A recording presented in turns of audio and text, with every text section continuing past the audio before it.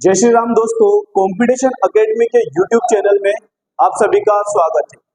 आपको practice set 17 पढ़ा चुका हूं, आज है प्रैक्टिस सेट नंबर 18। तो आइए शुरुआत करते हैं पहले क्वेश्चन के साथ। पहला क्वेश्चन है आपका, द्वितीय विश्व युद्ध। द्वितीय विश्व युद्ध कब खत्म हुआ था? तो द्वितीय विश्व युद्ध की टाइम ड्यूरेशन है 1939 से लेकर 1945, यानी 1945 में ये खत्म हुआ था। और 1914 से लेकर 1918 तक फर्स्ट वर्ल्ड वार चला था। 1914 से 1918 तक प्रथम विश्व युद्ध चला था, प्रथम। और अब पूछा द्वितीय है, तो द्वितीय विश्व युद्ध ये वाला था, द्वितीय विश्व युद्ध ये वाला। अब यहाँ से याद रखना कि प्रथम विश्व युद्ध के बाद एक संधि हुई थी जिसे बोला जाता है वर्साई की संधि। वर्साई की संधि, तो जो वर्साई की संधि है वो प्रथम विश्व युद्ध के बाद हुई थी, ठीक है।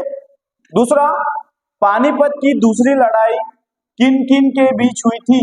तो पानीपत की जो प्रथम लड़ाई थी, प्रथम तो हुई थी बाबर और इब्राहिम लोदी के बीच, और दूसरी हुई थी हेमू और अकबर के बीच। तो सही जवाब हो जाएगा ये वाला। और पानीपत की तीसरी लड़ाई जो हुई थी वो किस किस के बीच में हुई थी? अहमद शाह व मराठा के बीच, ठीक है। राणा सांगा और बाबर के बीच खानवा का युद्ध हुआ था, खानवा का युद्ध हुआ था। अगली बात करते हैं अपन, लगातार 2 ओलंपिक में किस महिला खिलाड़ी ने पदक जीते? तो ये सही जवाब हो जाएगा PV Sindhu. PV Sindhu badminton खेलती है, बैडमिंटन खेलती है। यहाँ पर साइना नेहवाल भी बैडमिंटन खेलती है। तो सही जवाब तो क्या हो जाएगा? पीवी सिंधु। मनु भाकर निशानेबाज है। मनु भाकर कौन है? निशानेबाज। मनु भाकर है निशानेबाज। विनेश फोगाट है कुश्ती, कुश्ती से संबंधित है, रेसलर है विनेश फोगाट। क्या कहा जाता है इनको? रेसलर होते हैं ये। मणिपुर की राजधानी क्या है? तो मणिपुर की राजधानी है इंफॉल। मणिपुर की राजधानी इंफाल है। मणिपुर में भी हाल ही में हिंसा चल रही है, तो हो सकता है इससे रिलेटेड क्वेश्चन पूछे जा सके। गांधीनगर जो है वो गुजरात की राजधानी है, गुजरात। पटना जो है वो बिहार की राजधानी है, और जयपुर आपके राजस्थान की राजधानी है, राजस्थान। तो ये सब की इनकी राजधानी। 1920 के खिलाफत आंदोलन के प्रमुख नेता कौन रहे हैं?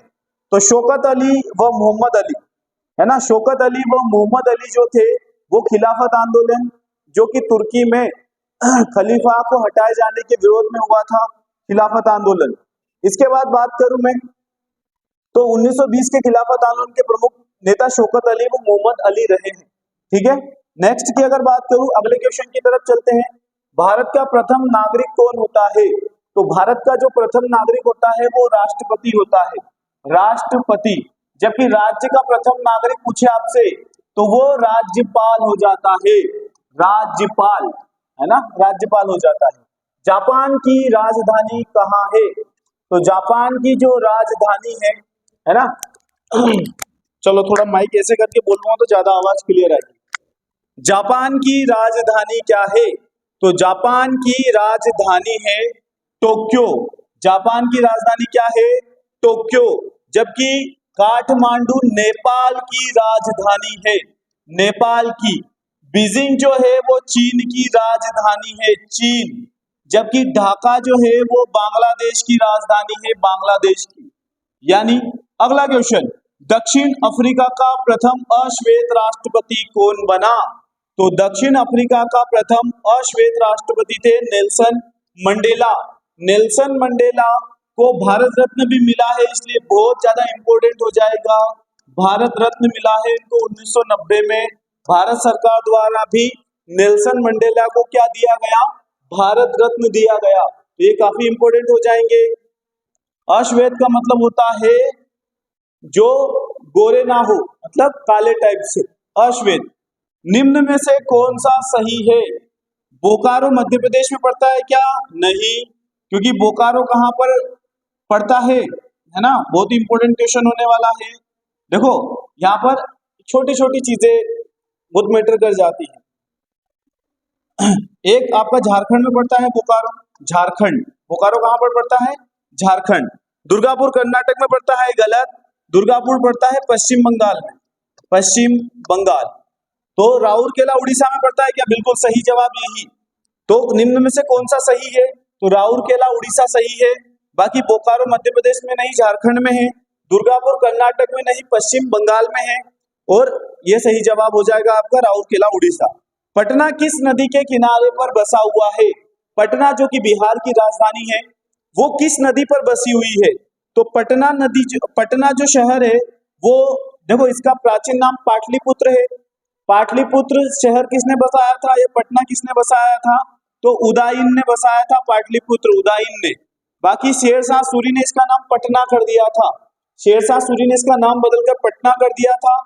झेलम जो है वो श्रीनगर झेलम नदी के किनारे है, जो कि अशोक ने बसाया था श्रीनगर को।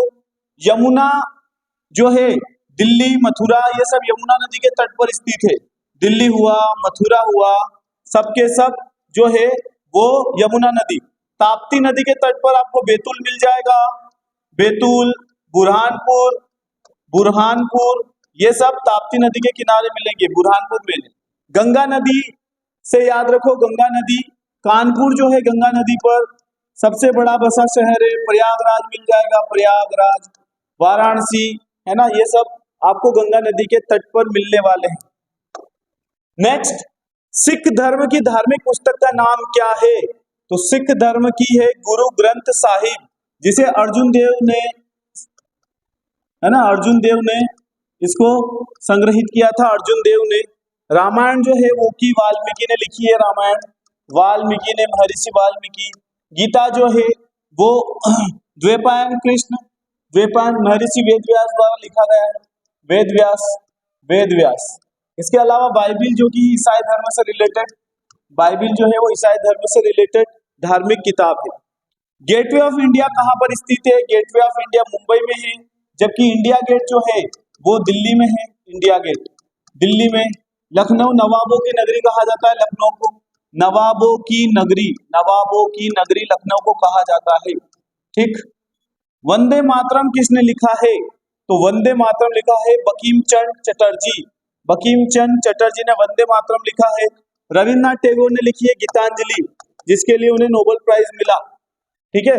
इकबाल, अल्लामा इकबाल, इसने क्या लिखा? सारे जहां से अच्छा हिंदुस्तान हमारा, सारे जहां से अच्छा, ठीक है, सारे जहां से अच्छा, ये अल्लामा इकबाल ने लिखा है। बंकिम चंद्र चटर्जी ने लिखा है वंदे मातरम। रविन्द्रनाथ टैगोर से भी पूछा जाए तो जो जनगण मन है, जनगण मन यानी राष्ट्रगान, वो भी किसी ने लिखा? रविन्द्रनाथ टैगोर ने। अरविंद घोष, है ना, द डिवाइन उनकी पुस्तक का नाम है, डिवाइन, है ना, अरविंद घोष की किताब का नाम है। तो यहाँ पर ध्यान रखने वाला है, वंदे मातरम को गाने में कितना समय लगता है? वंदे मातरम को गाने में 65 सेकंड लगते हैं, जबकि जनगण मन को गाने में 52 सेकंड लगते हैं। ठीक है। अगला क्वेश्चन, ईस्ट इंडिया कंपनी जब भारत में आई उस समय मुगल बादशाह कौन था? क्योंकि ईस्ट इंडिया कंपनी की स्थापना कब हुई थी? 1600 में हुई थी ईस्ट इंडिया कंपनी की स्थापना। और जब ईस्ट इंडिया कंपनी भारत आई तब तक 1605 में अकबर की मृत्यु हो चुकी थी और उसका बेटा जहांगीर शासक बन चुका था। तो उस समय जहांगीर जो था वो शासक बन चुका था, उस समय शासक था जहांगीर। यहाँ पर एक क्वेश्चन और बन सकता है आपका कि सबसे पहली बार परमिशन लेने के लिए कौन अंग्रेज अधिकारी आए थे? तो सबसे पहले आया था कैप्टन हॉकिंस। कौन आया था? Captain Hawkins. लेकिन कैप्टन हॉकिंस को यहाँ पर परमिशन नहीं मिलती है। उसके बाद जो आता है उसका नाम होता है टॉमस रो, और टॉमस रो को परमिशन मिल जाती है बाद में। कैप्टन हॉकिंस को 400 का मनसब बनाया था और इंग्लिश खान की उपाधि मिली थी। इंग्लिश खान, मुगल जो सत्ता है वहां पर कैप्टन हॉकिंस जब आया था तो उसे 400 का मनसब मतलब अधिकारी बनाया गया और इंग्लिश खान की उपाधि दी गई। 1 बिलियन में कितने करोड़ होते हैं? तो 1 बिलियन में होते हैं 100 करोड़, है ना। जबकि 1 मिलियन में पूछे आपसे कि 1 मिलियन में तो कितने होते हैं? 10 लाख। 1 मिलियन में होते हैं आपके 10 लाख। नेक्स्ट, अगले क्वेश्चन की तरफ चलते हैं। अगला क्वेश्चन है, हीरा किसका अपरूप होता है? तो हीरा कार्बन का अपरूप होता है और हीरा सबसे ज्यादा जो होता है वो मध्य प्रदेश में होता है। मध्य प्रदेश नंबर 1 पर है हीरा उत्पादन में। गोबर गैस में किसकी बहुलता होती है? तो गोबर गैस में बहुलता होती है मीथेन की, मीथेन, है ना, मीथेन की बहुलता होती है CH4। मीथेन का रासायनिक फार्मूला। लोहे पर जंग लगने को क्या कहा जाता है? तो लोहे पर जब लोहा जो होता है वायु और हवा के संपर्क में आता है तो उस अभिक्रिया को ऑक्सीकरण कहा जाता है। तो लोहे पर जो जंग लगना है उसे क्या कहा जाता है? ऑक्सीकरण कहा जाता है। इसके लिए इसके ऊपर लेपन किया जाता है, विद्युत लेपन किया जाता है, जिसको गैल्वेनाइजेशन कहा जाता है या गैल्वेनीकरण कहा जाता है। गैल्वेनीकरण, जिस पर जस्ते की परत चढ़ा दी जाती है, लोहे के ऊपर जस्ते की परत चढ़ा दी जाती है। नींबू में कौन सा विटामिन होता है? तो मैंने बोला है आपको कि विटामिन ए सबसे ज्यादा होता है गाजर में। गाजर में विटामिन ए, बी सब दूध फल वगैरह में बी होता है, लेकिन विटामिन सी जो होता है वो खट्टे फलों में होता है। तो नींबू भी एक खट्टा फल है और उसमें विटामिन सी मिलेगा। विटामिन डी जो होता है वो धूप में मिलता है, विटामिन डी धूप से मिलता है। किस ग्रह को लाल ग्रह के नाम से जाना जाता है? तो सही जवाब हो जाएगा मंगल ग्रह को लाल ग्रह कहा जाता है, क्योंकि यहाँ पर आयरन ऑक्साइड की मात्रा ज्यादा होती है। आयरन ऑक्साइड की मात्रा ज्यादा होती है, इसीलिए इसको लाल ग्रह कहा जाता है। पृथ्वी को नीला ग्रह कहा जाता है। पृथ्वी को नीला ग्रह कहा जाता है।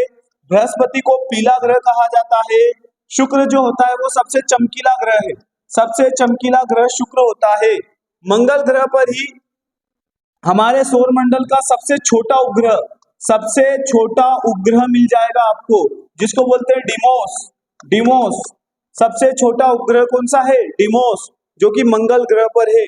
पृथ्वी के पास एक ही उपग्रह है जिसका नाम है चंद्रमा। क्वेश्चन नंबर 21, टन का प्रयोग किया जाता है। तो टन हमेशा वजन मापने के काम आता है। जैसे एक टन में कितना हो जाता है? 10 क्विंटल हो जाता है। एक टन में 10 क्विंटल होता है। पेड़ पत्तियों से मिलने वाली औषधि जो होती है, कौन सी होती है? पेड़ पत्तियों से मिलने वाली औषधि, उसको जड़ी बूटी कहा जाता है। क्या कहा जाता है? जड़ी बूटी। बहुत आसान क्वेश्चन है। पेंसिल में किस पदार्थ का प्रयोग होता है? तो पेंसिल जो होती है वो ग्रेफाइट से बनती है, ग्रेफाइट से। और ग्रेफाइट जो होता है वो एकमात्र ऐसी अधातु होती है जो विद्युत की सुचालक होती है। विद्युत की सुचालक, अधातु होते हुए भी विद्युत की सुचालक होती है।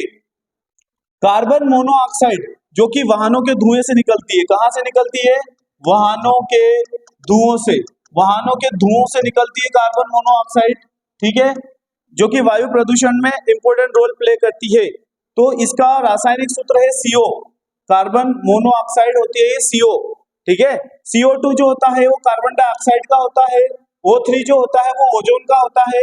और CO3 जो होता है वो कार्बन ट्राइऑक्साइड का होता है। कार्बन ट्राइऑक्साइड, 2 हो तो डाइऑक्साइड, 3 हो तो ट्राइऑक्साइड। पेनिसिलिन की खोज अलेक्जेंडर फ्लेमिंग ने की थी। पेनिसिलिन की खोज किसने की है?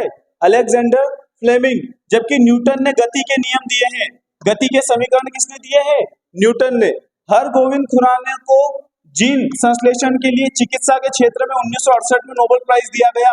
हरगोविंद खुराना, ठीक है, एक अमेरिकी भारतीय मूल के व्यक्ति थे हरगोविंद खुराना।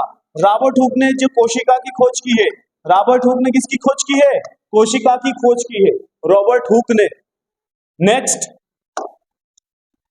डायनामाइट की खोज किसने की है? अल्फ्रेड नोबेल ने डायनामाइट की खोज की है। और इन्हीं की याद में, अल्फ्रेड नोबेल की याद में ही नोबेल पुरस्कार दिया जाता है। और पहली बार 1901 से शुरू हुआ था नोबेल प्राइज, ठीक है, नोबेल प्राइज पहली बार। और न्यूटन ने न्यूटन की गति के नियम दिए हैं, जबकि आइंस्टाइन जो है उन्होंने सापेक्षता का सिद्धांत दिया है। सापेक्षता का सिद्धांत। और ये जर्मनी से बिलोंग करते हैं, जर्मनी से। कहां से हैं? जर्मनी से। तो अल्फ्रेड नोबेल याद रखो स्विट्जरलैंड के हैं, स्विट्जरलैंड के। अल्फ्रेड नोबेल, सही जवाब अल्फ्रेड नोबेल है यहाँ का। परमाणु के नाभिक में क्या होता है? तो परमाणु के नाभिक में प्रोटॉन और न्यूट्रॉन होते हैं, जबकि इलेक्ट्रॉन इनकी कक्षा के चक्कर लगाते हैं। इलेक्ट्रॉन जो होते हैं वो कक्षा के क्या लगाते हैं? चक्कर लगाते हैं। तो यहाँ इलेक्ट्रॉन और बीच में प्रोटॉन और न्यूट्रॉन मिल जाएंगे आपको। एक स्वस्थ व्यक्ति की 1 मिनट में नाड़ी स्पंदन क्या होगी? एक बार में कितनी बार नाड़ी जो होती है वो स्पंदन करती है? तो 72 से 80 टाइम्स। पंखे की गति को बढ़ाने और घटाने के लिए किसका यूज किया जाता है? तो बहुत आसान क्वेश्चन है, रेगुलेटर का यूज किया जाता है पंखे की गति को बढ़ाने और कम करने में। पौधों की पत्तियां हरी किस कारण से होती है? तो पौधों की जो पत्तियां हरी होती है वो हरित लवक के कारण होती है। और हरित लवक को पौधों का रसोई घर कहा जाता है। रसोई घर, पौधों का रसोई घर कौन सा होता है? हरित लवक को ही कहा जाता है। और ये प्रकाश संश्लेषण में खुद भोजन बनाने में पौधा अपना भोजन स्वयं बनाते हैं, उसमें अहम भूमिका निभाते हैं। तो ये आज का प्रैक्टिस सेट नंबर 18 था। और देखो आप कितना ज्यादा आपको कंटेंट मिल रहा है एक ही प्रैक्टिस सेट से, तो अपने जरूरतमंदों दोस्तों को भी शेयर करें और आप लोग भी व्यवस्थित इसका टाइम टू टाइम रिवीजन करें, तभी आपके लिए बहुत बेनिफिट होने वाला है। मैंने बोला है कि सिर्फ इनको पढ़ के ही आप जीके और जीएस का आर्मी के लिए आपको आसानी से सारी चीजें मिल जाएगी यहाँ पर, और आपके लिए इतना काफी हो जाएगा इतना पढ़ोगे तो ऐसे ही बने रहिए हमारे चैनल के साथ। Thank you so much. जय श्री राम।